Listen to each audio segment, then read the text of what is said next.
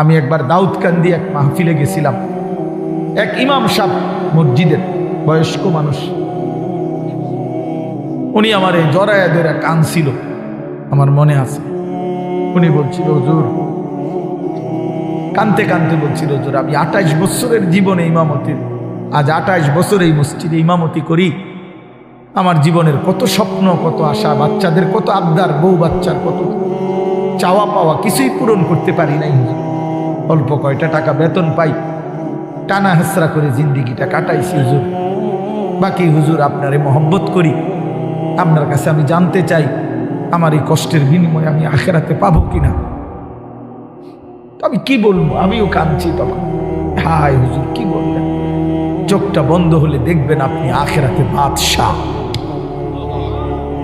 ইনশাআল্লাহ আমি বললাম, আপনি দেখবেন আপনি বাদশাহ, আপনি বাদশাহ। যারা আপনার এই দুনিয়াতে মূল্যায়ন করে নাই, সেদিন তার আফসোস করে, আফসোস করে। তো এই জন্য বললাম, আল্লাহ তাআলা ওই ইমানদার বান্দাকে বলবে, আমার বান্দা, দুঃখে ভরা জীবনটা কাটাই আসছো, ঠিক না? খুব কষ্ট পাইছো আমার বান্দা দুনিয়াটা, কিন্তু আল্লাহর কসম শুনেন, নবীজি বলছে ওই ইমানদার বান্দা সে তখন আল্লাহ পাককে বলবে, আয় মাওলা, আল্লাহর কসম মাওলা, জীবনে হায়াতে, দুনিয়ার জীবনে দুঃখ কি জিনিস আমি কোনোদিন দেখি নাই। প্রিয় বন্ধু, 10 সেকেন্ডের জান্নাতের আরাম বাতাস তার 70 বছরের দুঃখ ভুলায়। ছেলেরা, বন্ধু, তোমরাও মনে রাখো, বাপ, আমরা 200 কোটি মুসলমানও যদি খোদার কসম রাত দিন যদি আমরা মেহনত করি, দুনিয়া অর্জনের জন্য পরিশ্রম করি, মাথার ঘাম পায়ে ফেলে যদি আমরা দুনিয়ার কর্ম সবাই মিলে করি, দিবানিশি 200 কোটি মুসলমানে মিলে কেউ অলসতা না করে, তারপরেও আল্লাহর কসম, রব্বে কাবার কসম, কাফের বেঈমানদের সমপরিমাণ দুনিয়া আমাদের মিলবে না। এটা দিত না মালিকের, যিনি দেওই না উনি কইতে আছে আমি দিতাম না, তো ওই জোরাজোরি করে দিলাম, আমি পারতেন না। আল্লাহ বলছে, আমি বান্দা, আমি দেব না, আমি মোমেনকে দুনিয়া দেব না পুরা। ওয়াদারনি ওয়াল মুকাদ্দিবিনা উলিন নি'মাতি ওয়া মাহহিলহুম কালিলা। আল্লাহ বলছে, শোনো বান্দা, ইমানদার, এই আমার ইমানদার বান্দা, মিথ্যাবাদী নাফরমানদের জন্য অল্প কিছু সময়ের জন্যে দুনিয়াটা ছেড়ে দাও। ওয়াদারনি, আমার ছেড়ে দাও বান্দা, আমি তা করে একটু দুনিয়াটা দেই।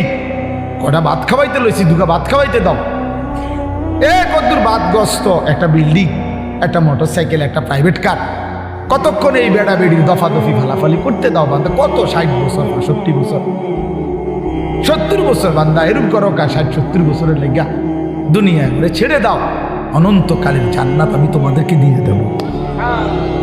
আখেরাতে গেলে দেখবা, আহা, কোরআন শরীফে আছে, খোদার কসম বাপ, নাফরমানকে জিজ্ঞেস করা হবে, হে বেঈমান, দুনিয়ায় কতক্ষণ ছিল তো 60 বছর, 70 বছর, কিন্তু আখেরাতের দৃশ্য দেখে সে বলবে, লাবিসনা ইয়াওমান আও বা'দা ইয়াওমিন, হায় মাওলা, হয়তো একদিন ছিলাম, অথবা একদিনের অর্ধেক বা কিছু অংশ ছিল। 60 বছরের দুনিয়া তার কাছে একদিনও মনে হবে। হাদিসের মধ্যে আছে, বিশ্বাস করেন বাপ, আমি নিজে পড়ছি, পড়াইছি, আল্লাহর নবী সাল্লাল্লাহু আলাইহি সাল্লাম বলছেন, কোন নাফরমান যে মৃত্যু পর্যন্ত দুনিয়াতে কোনোদিন 1 মিনিটের জন্য দুঃখ দেখে নাই, সুখের সাগরে ছিল, কোনোদিন দুঃখ পায় নাই, এমন অথচ নাফরমান পাপী, আল্লাহ তাআলা ফেরেশতাকে বলবে, আমার এই নাফরমান বান্দাকে জাহান্নামের বাহিরটা একটু হাঁটাইয়া আনো, আর জাহান্নামের একটা দরজার সামনে একটু দাঁড় করাইও।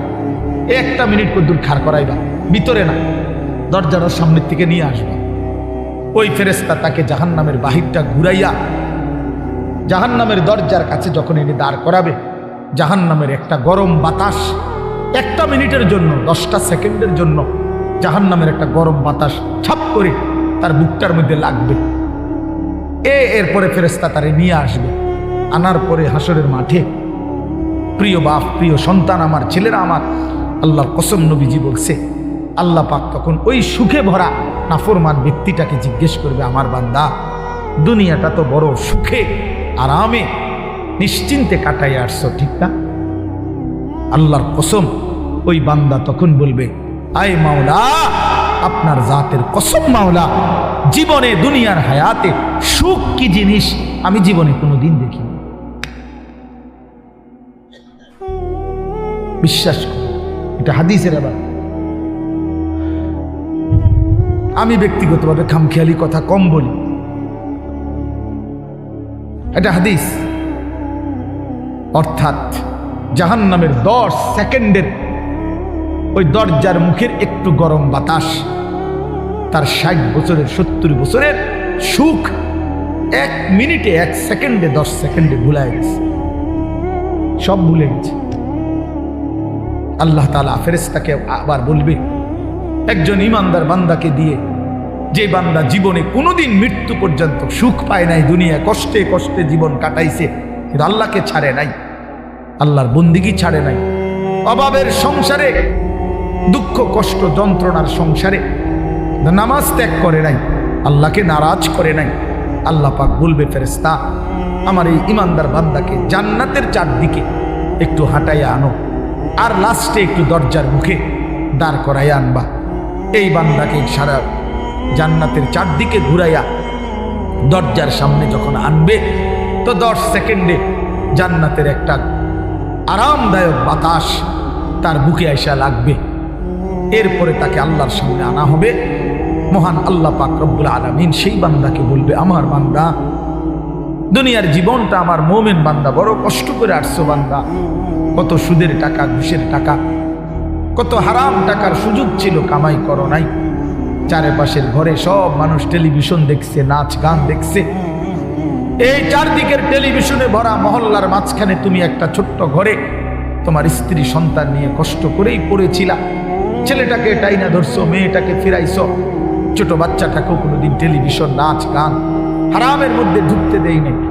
আমি একবার দাউদকান্দি এক মাহফিলে গেছিলাম, এক ইমাম সাহেব মসজিদের বয়স্ক মানুষ, উনি আমার এই জড়ায় ধরে কাঁদছিল, আমার মনে আছে। উনি বলছিল, হুজুর, কানতে কানতে বলছিল, হুজুর আমি 28 বছরের জীবনে ইমামতির, আজ 28 বছর এই মসজিদে ইমামতি করি, আমার জীবনের কত স্বপ্ন, কত আশা, বাচ্চাদের কত আবদার, বউ বাচ্চার কত চাওয়া পাওয়া, কিছুই পূরণ করতে পারি নাই হুজুর। অল্প কয়টা টাকা বেতন পাই, টানা হেসরা করে জিন্দিগিটা কাটাইছি হুজুর। বাকি হুজুর আপনারে মহব্বত করি, আপনার কাছে আমি জানতে চাই আমার এই কষ্টের বিনিময়ে আমি আখেরাতে পাবো কিনা। আমি কি বলবো, আমিও কাঁদছি তখন। হায় হুজুর, কি বললেন? চোখটা বন্ধ হলে দেখবেন আপনি আখেরাতে বাদশাহ। ইনশাআল্লাহ আমি বললাম, আপনি দেখবেন আপনি বাদশাহ, আপনি বাদশাহ।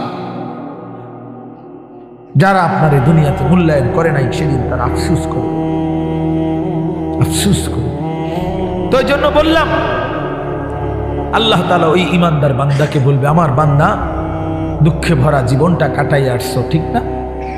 খুব কষ্ট পাইছো আমার বান্দা দুনিয়াটা, কিন্তু আল্লাহর কসম শুনে নবীজি বলছে, ওই ইমানদার বান্দা সে তখন আল্লাহ পাককে বলবে, আয় মাওলা, আল্লাহর কসম মাওলা, জীবনে হায়াতে, দুনিয়ার জীবনে দুঃখ কি জিনিস আমি কোনোদিন দেখি নাই।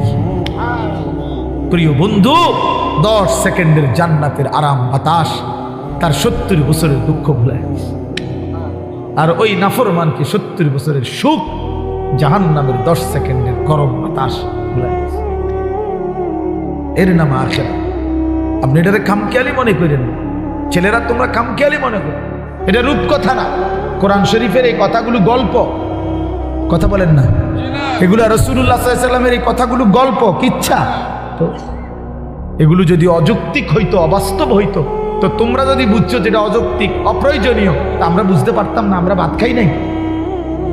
কথা বলে, তুমি জেনারেল লাইনে পড়ালেখা করছো, তুমি বেশি পড়ছো, আমরাও তো পড়ছি বেটা, আমরাও তো পড়ছি, আমরাও তো জেনারেল লাইনে পড়ালেখা করছি বেটা।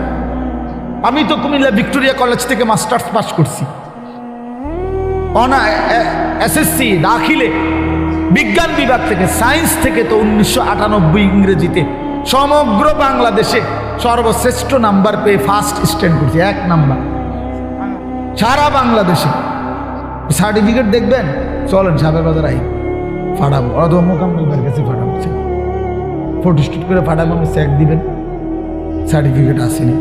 কয়টা সার্টিফিকেট লাগবে না, ইডি দিয়ে তো ভরে রয়েছি সার্টিফিকেট, ভাত খাইবে তো টাইম নেই, সার্টিফিকেট সামনে দৌড়াইতে তো জান শেষ।